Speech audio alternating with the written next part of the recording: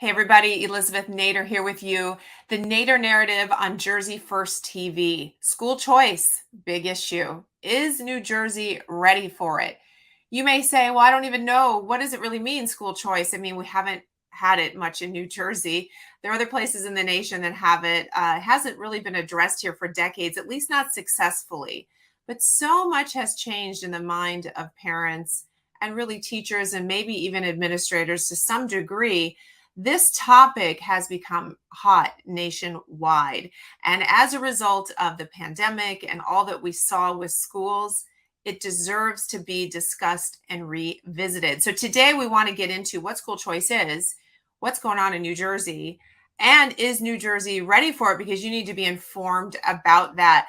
And to bring the professional data research edge to this, I'm happy to welcome Bill Gallo to the show. He's president and co-founder of Vital Statistics Consulting.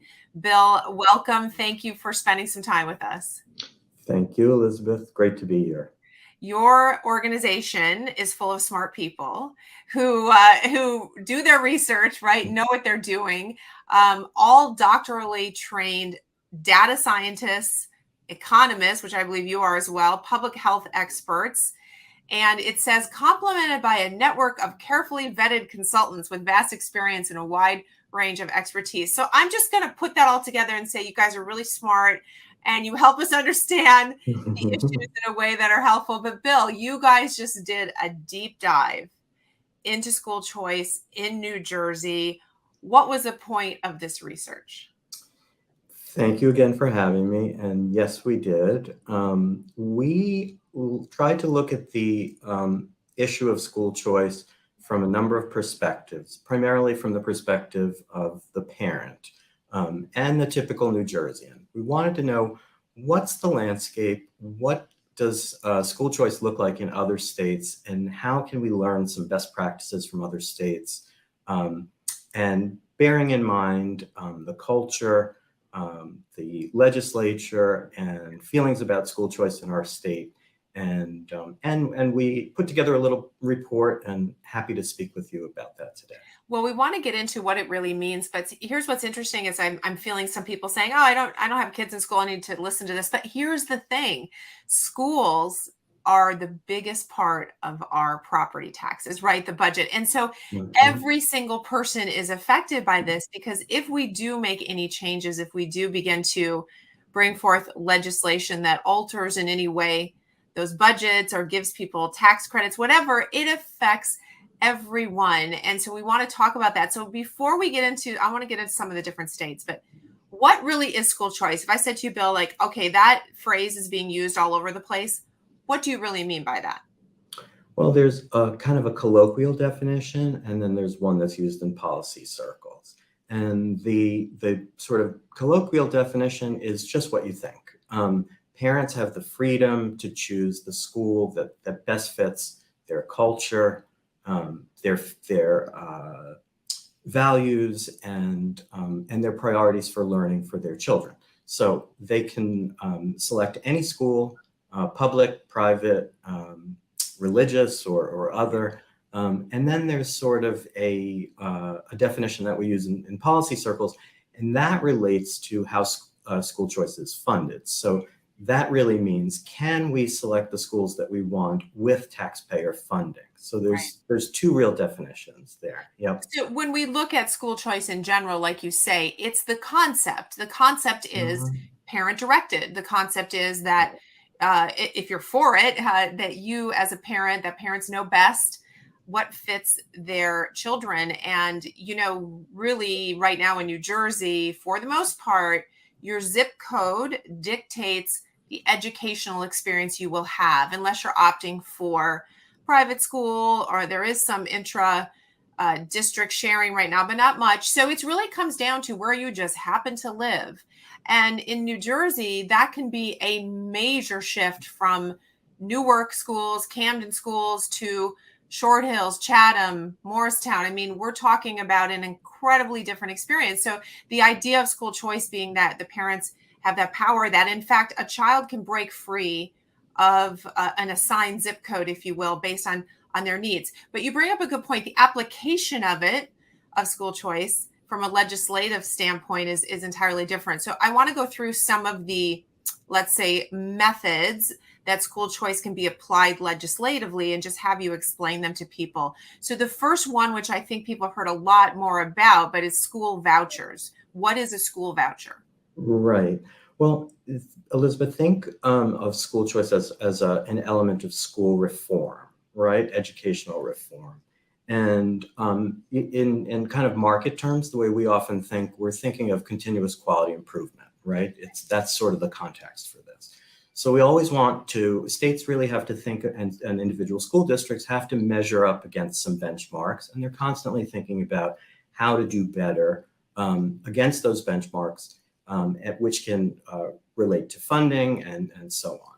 So I think it's important to kind of think about the way school choice appears, right? It can arise from the public sphere, and that's where you have things like magnet and charter schools and so on, and then privately through the interests of concerned citizens, primarily parents. And I think that's sort of what we've gotten to. In terms of the models of school choice, they're really highly intertwined with the way they're financed, and that's really there's no way to kind of disengage the two. Right. So a voucher is the a system by which, or a model by which, the money follows the student. So in this case, really what we have is parents apply the cost of private school or non-public school through a voucher, which is typically equivalent to the average cost of a student in that school district. Right. So the district decides, okay, it costs $5,000 to educate this student. We're going to give this to a parent, and the parent can apply that toward the cost of a private school tuition or non-public option. Okay, now how does that voucher then differentiate from an ESA, education savings account? Because they're both looking at what is the cost of that student in a public scenario, and here parent use it. So how do the two differ?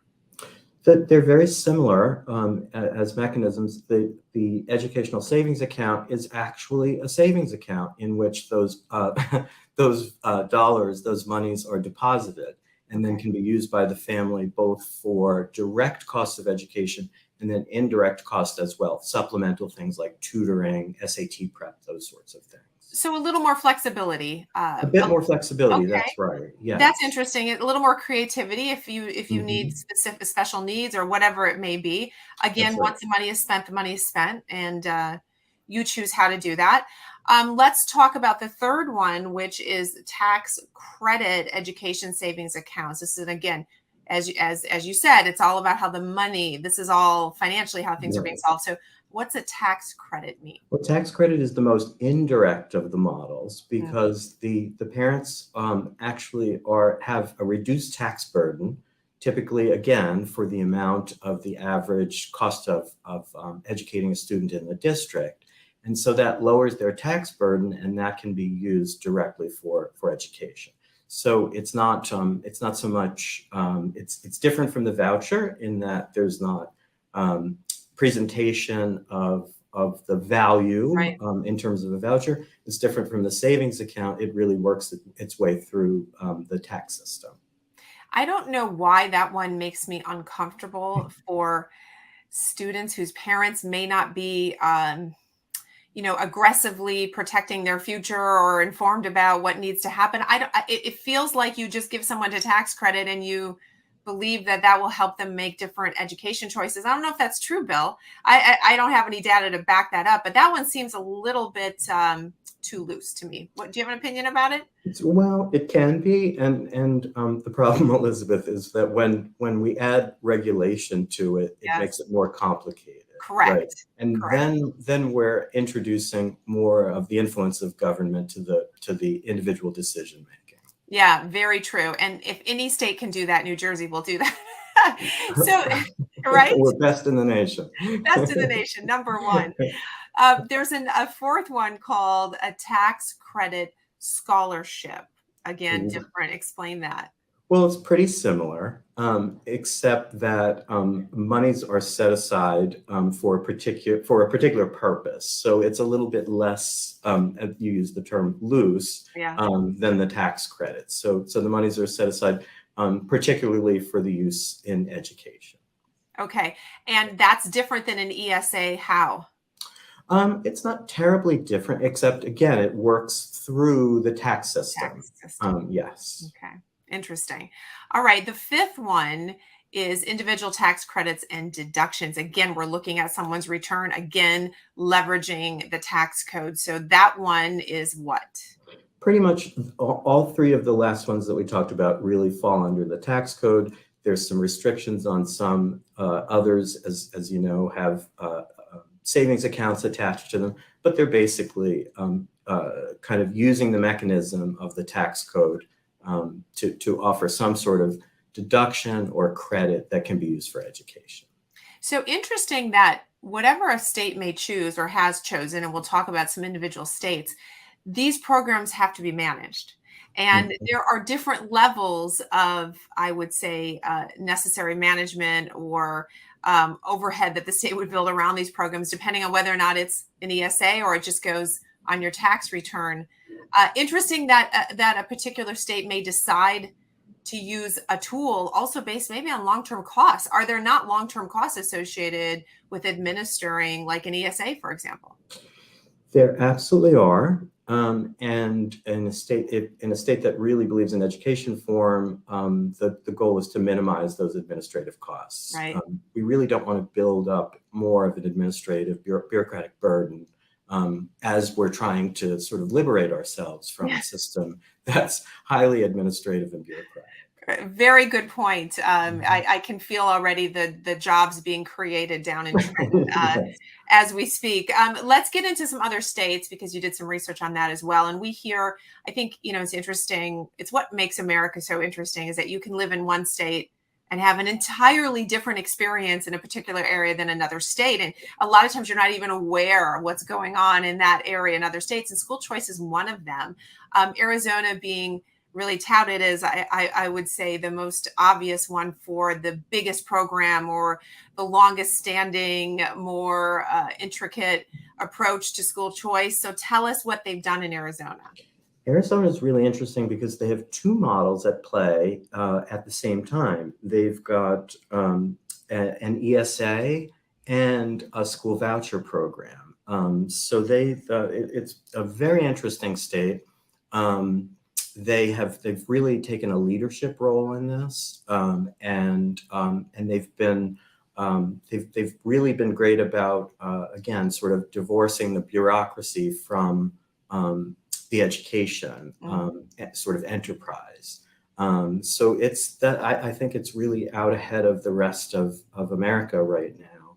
Oklahoma just passed a law that instituted a wide-ranging voucher program.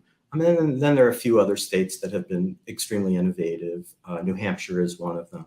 And there's a lot of differentiation across the states as well in terms of what's expected of schools outside traditional public schools. Well, again, it's a home rule on a national scale, right? So Mhm, whatever fits your state.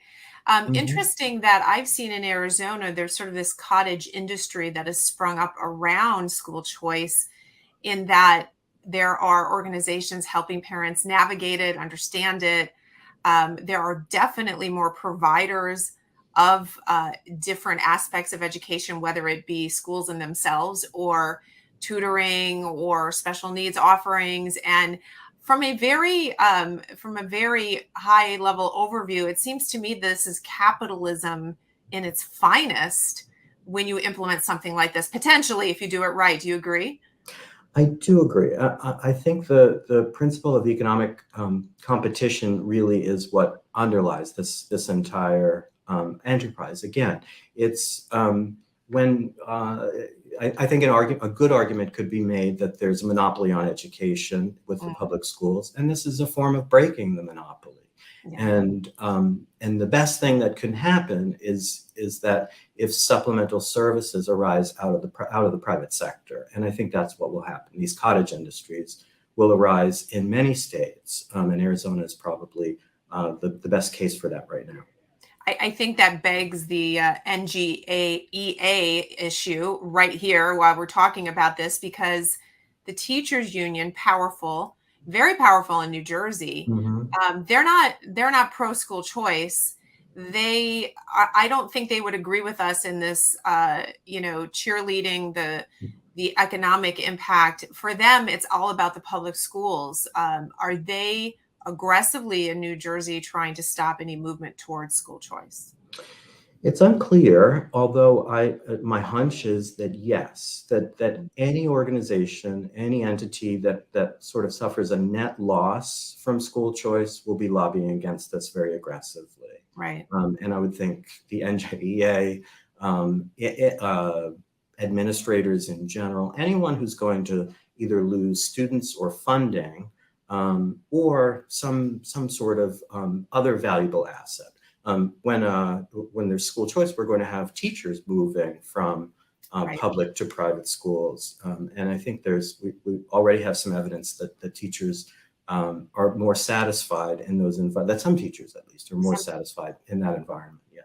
It gets back to good old supply and demand and all of that, though. I mean, as an economist, Bill, and just as a simple individual who understands that if you put on pressure and you say, I'm going to compete with you, it makes everyone better. So it's sort of a false thing for them to say, well, then nobody improves. I do think maybe there are things we need to do in the inner cities to address that, and maybe we can talk about that a little bit. But when we go back to these states here, all of them that have enacted this have seen very positive impact. I'm not aware of any state that said, whoop, that was a mistake. Let's get rid of it. Florida, not to be outdone, of course, has different aspects. Indiana, Ohio, Wisconsin, Louisiana, North Carolina. I know Utah recently, they're working on things in Alaska. Oregon. I mean, the list is getting longer, Bill. It's really Mhm. going in a clear direction. Do you agree?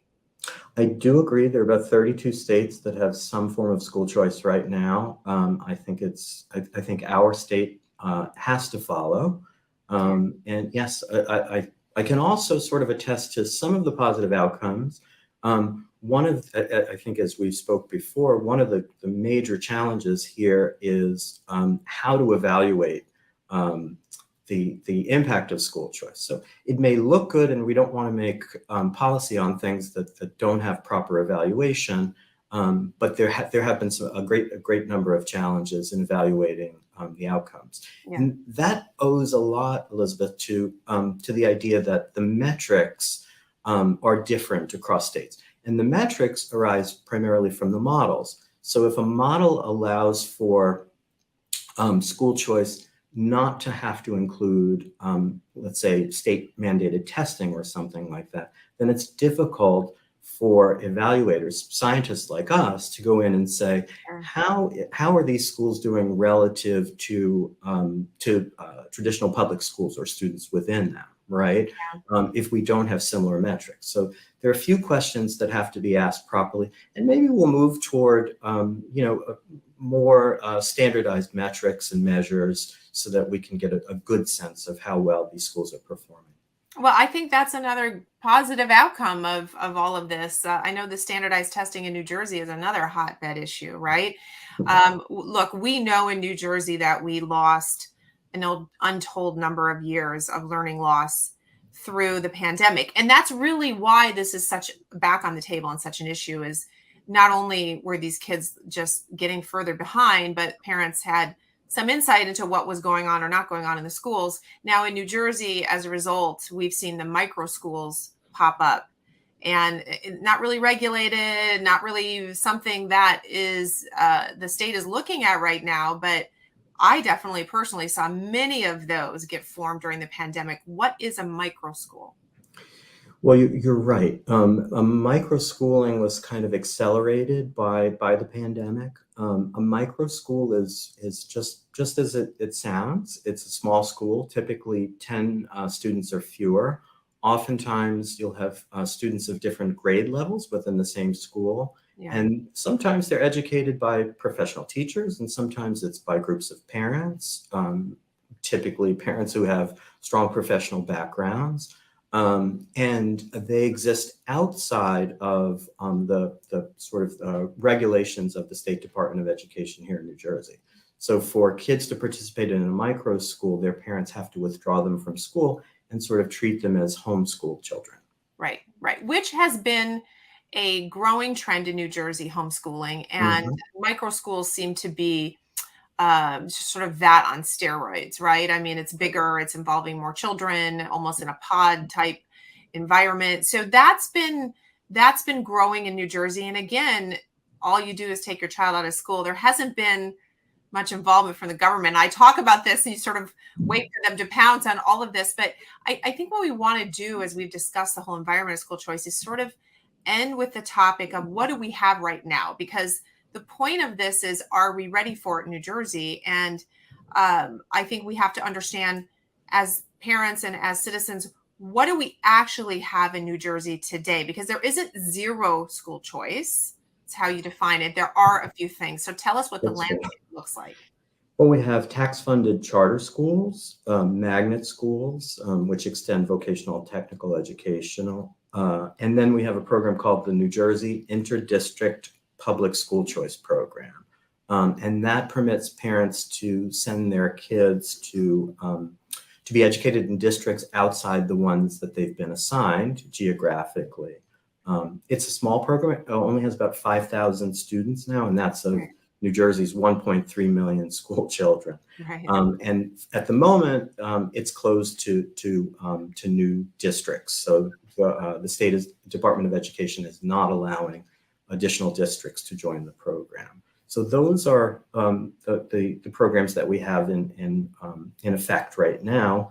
And then sort of, what does the future look like? Well, since 2006, we've been thinking about expanding school choice.